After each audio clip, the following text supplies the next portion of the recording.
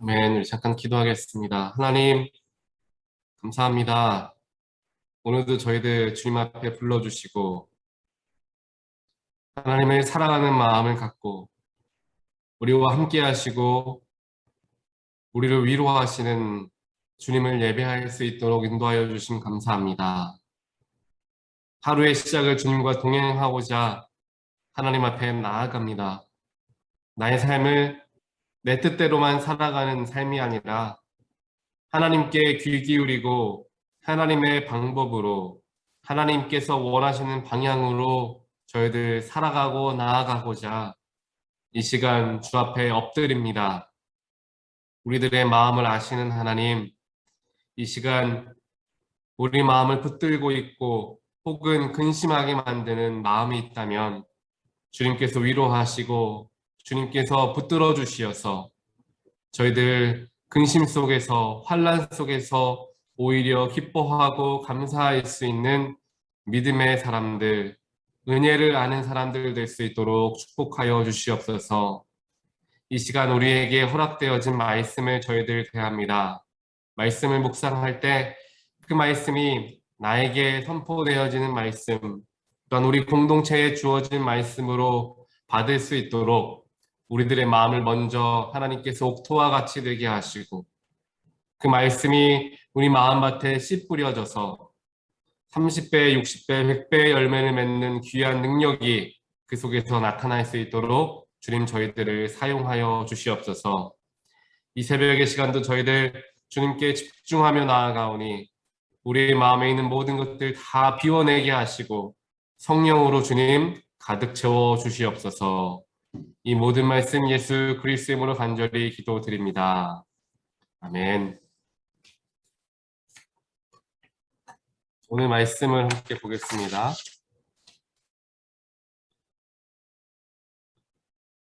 오늘 말씀은 열왕기 하 21장 전체 말씀 1절부터 13절까지 말씀을 우리 함께 보겠습니다. 므낫세는 왕이 되었을 때에 12살이었다. 그는 예루살렘에서 55해 동안 다스렸다. 그의 어머니는 헵시바이다. 므낫세는 주님께서 보시기에 악한 일을 하였다. 그는 주님께서 이스라엘 자손이 보는 앞에서 쫓아내신 이방 사람들의 역겨운 풍속을 따랐다. 그는 아버지 히스기야가 헐어버린 산당들을 다시 세우고 바알을 섬기는 제단을 쌓았으며 이스라엘 왕 아합이 한 것처럼 아세라 목상도 만들었다. 그는 또 하늘의 별을 숭배하고 섬겼다. 또 그는 주님께서 일찍이 내가 예루살렘 안에 나의 이름을 두겠다 하고 말씀하신 주님의 성전 안에도 이방신을 섬기는 제단을 만들었다. 주님의 성전 안팎 두 뜰에도 하늘의 별을 섬기는 제단을 만들어 세웠다. 그래서 그는 자기의 아들들을 불살라 바치는 일도 하고 점쟁이를 불러 점을 치게도 하고 마술사를 시켜 마법을 부리게도 하고 악령과 귀신을 불러내어 물어보기도 하였다. 이렇게 하여 그는 주님께서 보시기에 악한 일을 많이 하여 주님께서 진노하시게 하였다. 그는 자신이 손수 새겨 만든 아세라 목상을 성전 안에 세웠다. 그러나 이 성전은 일찍이 주님께서 이 성전을 두고 다윗과 그의 아들 솔로몬에게 말씀하실 때에 내가 이스라엘의 모든 지파 가운데서 선택한 이 성전과 이 예루살렘 안에 영원토록 내 이름을 두겠다. 그리고 그들이 내가 그들에게 명한 계명과 내 종 모세가 그들에게 명령한 율법을 성실히 지키기만 하면 이스라엘이 다시는 내가 그들의 조상에게 준 이 땅을 떠나서 방황하지 않게 하겠다 하고 말씀하신 그곳이다.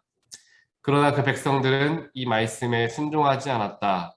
오히려 므낫세는 주님께서 이스라엘 자손의 면전에서 멸망시킨 그 이방 민족들보다 더 악한 일을 하도록 백성을 인도하였다. 아멘.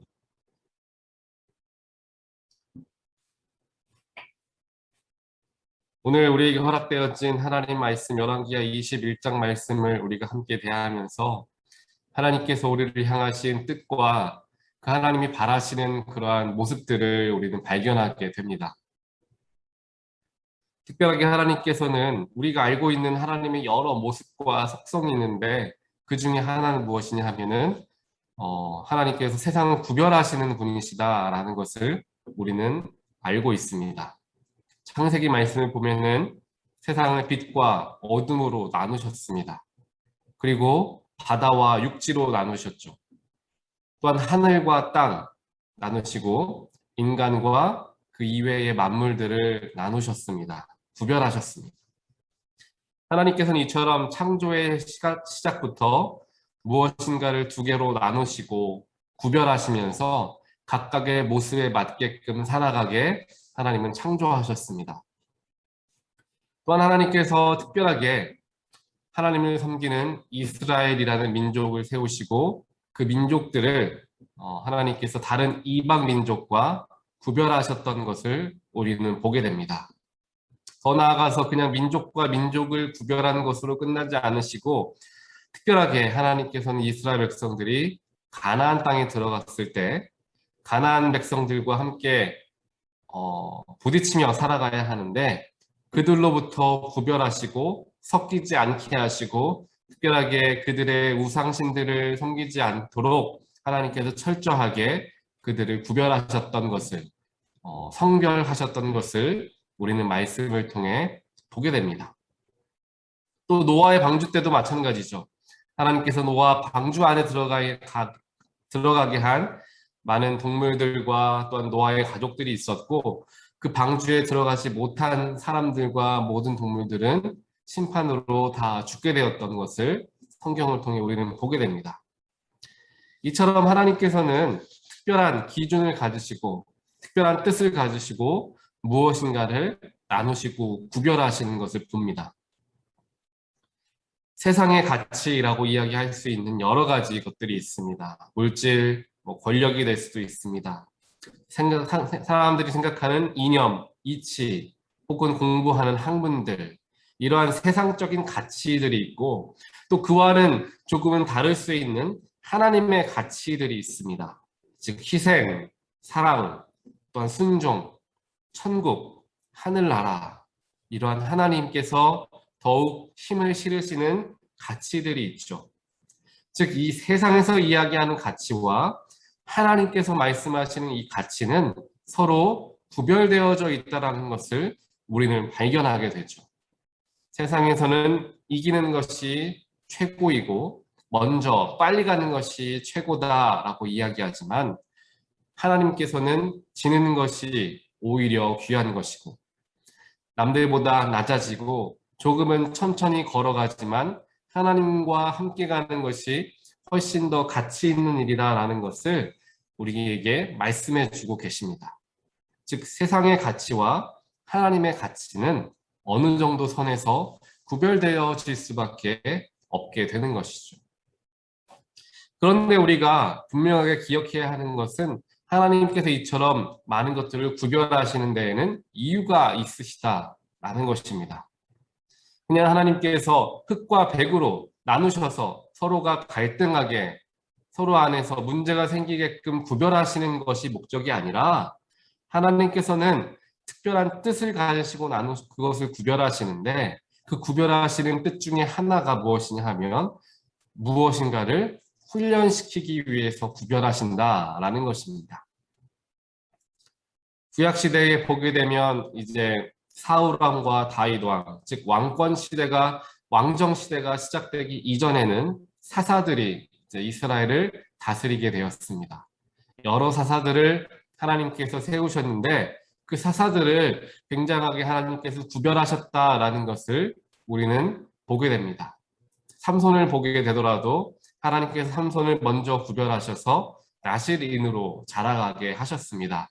그래서 술을 마시지 못하게 하고 머리를 자르지 못하게 하면서 일반 다른 유다 백성들, 이스라엘 백성들과 구별하셨던 것을 우리는 보게 됩니다. 구별하신 이유는 그가 즉 삼손이 또한 사사들이 세상과 구별되어져서 하나님의 방법대로 살아가며 하나님의 뜻대로 나라를 치리하게 하기 위하여서 하나님이 구별하셨고 그들을 훈련시키셨다라는 것을 우리는 말씀을 통해 보게 되는 것입니다. 즉 하나님께서 구별하시는 것에 대한 이유는 바로 이와 같이 하나님의 특별한 뜻을 허락하시기 위해서, 그들을 훈련시키기 위해서, 하나님 안에서 그들을 성장시키기 위해서 구별하신다라는 것을 보게 된다라는 것입니다.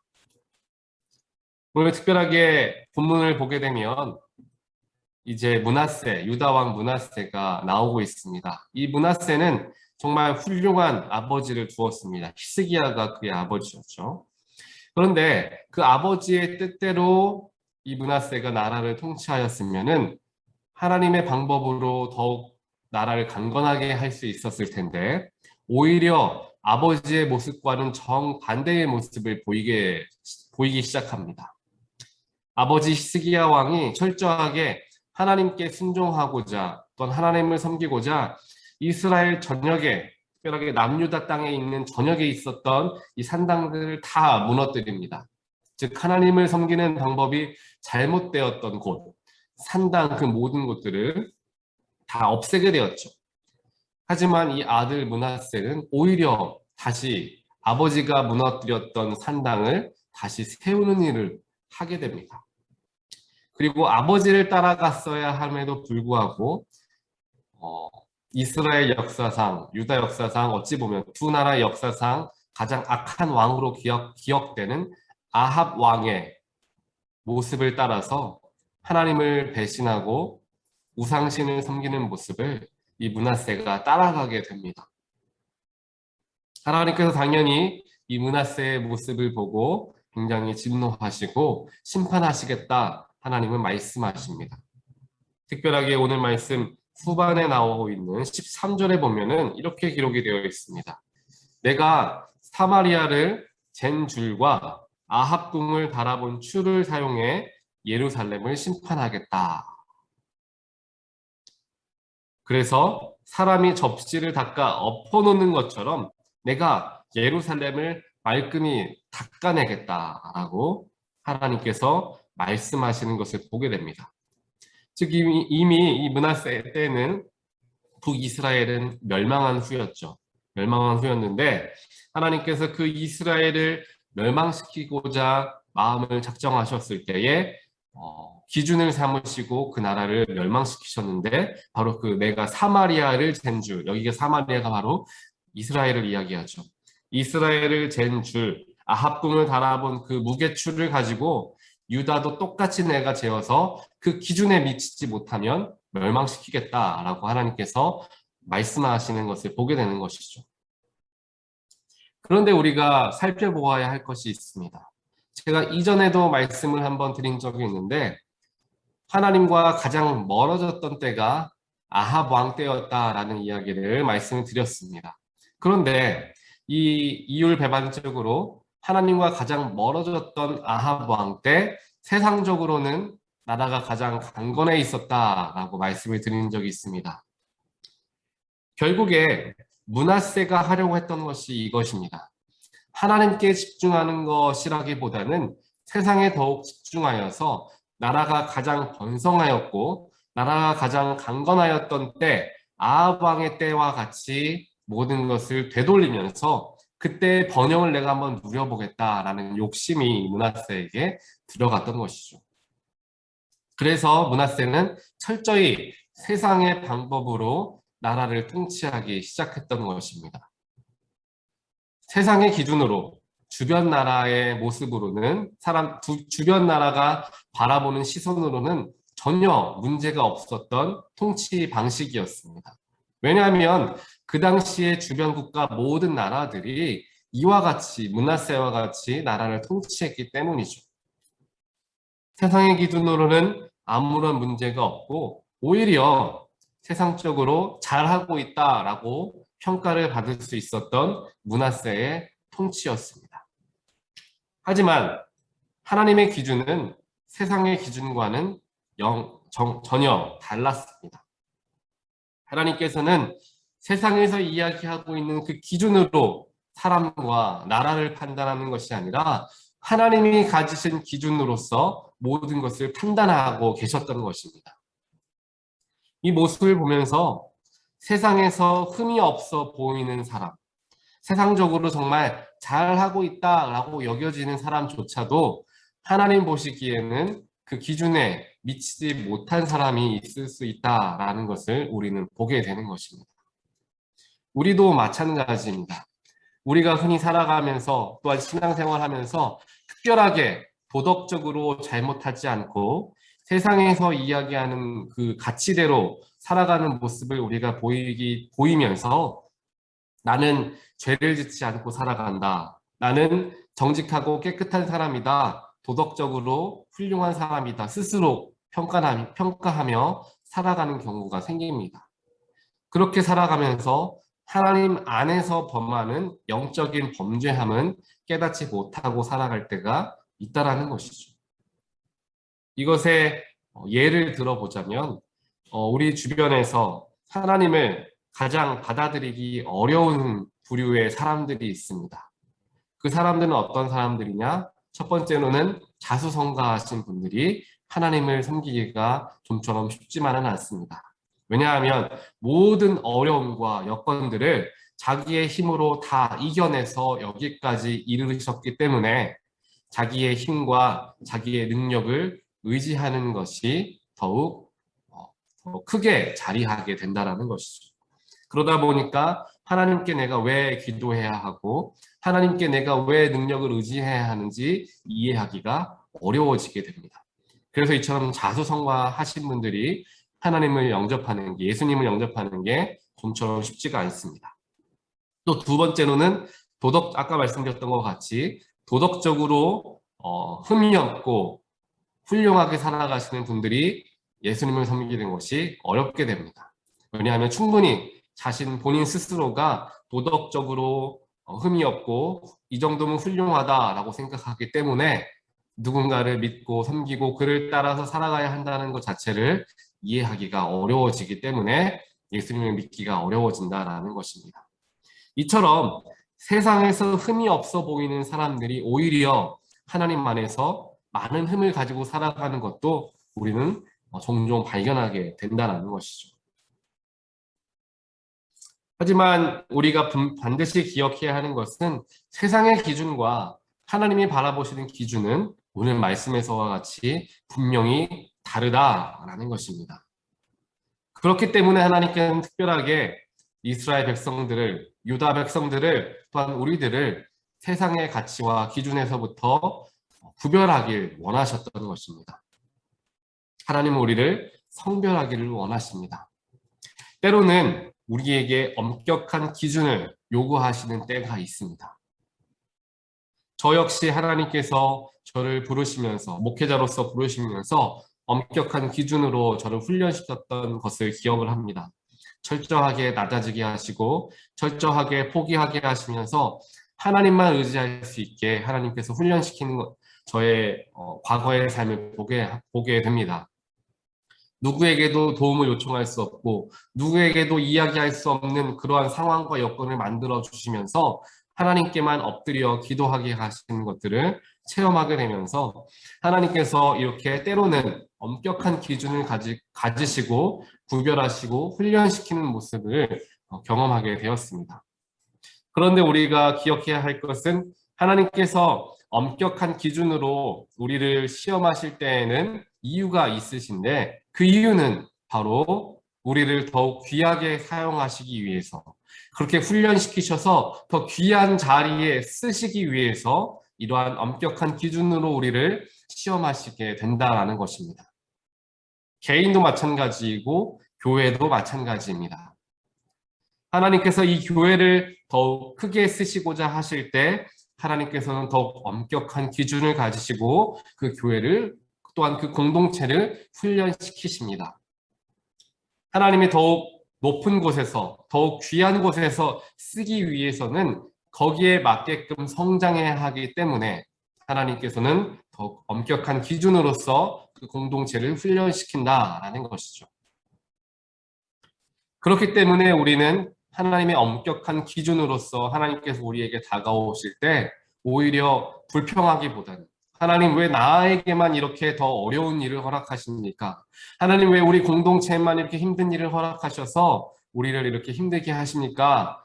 라고 이야기하기보다는 하나님께서 더 귀하게 사용하시고자 나에게 훈련의 시간을 주시는구나. 하나님께서 우리를 더욱 크게 쓰시고자 우리 공동체에게 때로는 어려움과 힘든 일들을, 고난의 일들을 허락하시는구나. 오히려 하나님께 감사할 수 있어야 할 것입니다. 그렇게 우리들이 마음을 다하여 하나님의 뜻을 헤아리며 나아갈 때 우리는 하나님의 뜻대로 우리가 성장할 수 있게 되는 것이고 또 하나님께 귀하게 쓰임받을 수 있게 되는 것입니다. 오늘 역시 하나님께서 우리에게 하루를 허락하시고 우리를 향한 귀하시고 높으신 계획하심을 가지시고 우리를 불러주셨습니다. 그 하나님의 뜻에 감사하게 되는 우리 모두가 되시기를 주님의 이름으로 간절히 축복드립니다. 비록 나의 삶에 어려움이 찾아온다 할지라도 혹은 마음처럼 일이 해결되지 않는다 하여도 그 속에서 나를 훈련시키시고 그 속에서 나를 구별하시고자 원하시는 하나님을 바라보면서 내가 더욱 크게 하나님께 쓰임받고자 하나님께 오히려 감사하며 나아갈 수 있는 오늘 하루가 되기를 간절히 소원합니다. 하나님께서 우리에게 교회 공동체를 허락해 주셨습니다. 하나님께서 우리에게 미국 회중과 한우 회중을 허락해 주셨습니다. 그 속에서 여러 가지 관계를 겪게 하시고 때로는 그 관계 속에서 불편함도 우리가 경험하면서 더욱 성장할 수 있는 기회를 허락해 주셨습니다. 제가 지난 주일에도 마찬가지였는데 제가 보통 주일 예배, 한어 예배가 11시고 영어 회중 예배는 10시 30분이기 때문에 한 10시쯤 내려가서 영어 회중 예배 드리는 곳에 가서 그분들과 함께 이야기도 나누고 인사하는 시간들을 제가 갖습니다. 그렇게 이야기를 나누다가 한 10시 20분쯤 됐었던 것 같습니다. 이제 영어 예배가 시작하기 10분 전이었죠. 그런데 다들 잘 아시는 것처럼 지난 주일과 이번 돌아오는 주일 쿠츠 목사님이 휴가를 쓰게 되셔서 예배에 참여하지 못하셨습니다. 그리고 다른 분이 이제 설교를 하게 되었죠. 그러다 보니까 어떤 교인분께서 저에게 요청을 하시기를 케이리 쿠츠 목사님은 지금 비록 우리 영회중 예배에 참여하지 못하지만 패스터 제이 네가 여기 참여하지 않느냐, 그러니까 한번 우리를 위해서 기도해 주면 안 되겠냐라는 요청을 하게 하셨습니다. 그래서 제가 급하게 단에 올라가서 성도님들께 웰커밍 메시지를 전하고 또한 오프닝 프레이어를 하고 이제 내려오게 됐습니다. 그렇게 좀 급한 마음에 급하게 일들을 하고 내려오는 바람에 제가 미리 준비해 놨던 설교가 있고 주일날 아침에 막 와가지고 제가 1시간 정도 설교를 다듬은 새로운 설교문이 있었는데 그 설교문을 제가 챙기지 못하고 한어 예배에 들어가게 된 거예요. 그래서 조금은 당황스러운 일이 있었긴 했지만 그럼에도 불구하고 하나님께서 그 속에서 역사하시고 뜻하신 바가 있겠다라는 생각에 오히려 하나님께 감사할 수 있었던 자리가 되었던 것 같습니다. 이와 마찬가지로 하나님께서는 우리를 사용하시고 쓰시기 위해서 여러 가지 관계 속에서의 복잡함도 허락하시고 성장할 수 있는 여러 기회들을 우리에게 주시는 것입니다. 그것을 우리가 기억하시면서 나에게만 왜 이렇게 기준이 하나님 엄격하십니까? 오히려 그것에 감사할 수 있고 나를 더욱 귀하게 쓰시고자 하는 하나님의 뜻이 계시다라는 생각을 하시면서 하나님께 감사함으로 나아갈 수 있는 모든 분들 되시기를 다시 한번 축복드립니다. 함께 기도하겠습니다. 하나님 감사합니다. 오늘도 우리에게 말씀을 허락해 주시고 하나님께서 귀하게 쓰시고자 하는 우리들에게 또한 공동체에게 더욱 엄격한 기준으로 다가오시는 것을 저희들 배우게 되었습니다.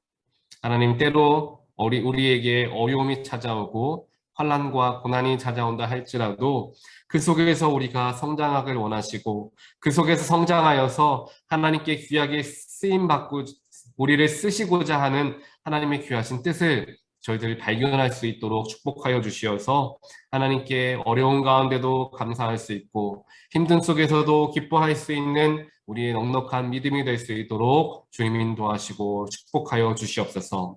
그래서 오늘 하루도 하나님 때문에 기뻐하고 하나님 때문에 만족하며 하나님 때문에 감사할 수 있는 우리 모두의 삶이 될 수 있도록 저희들과 동행하시고 함께하여 주시옵소서.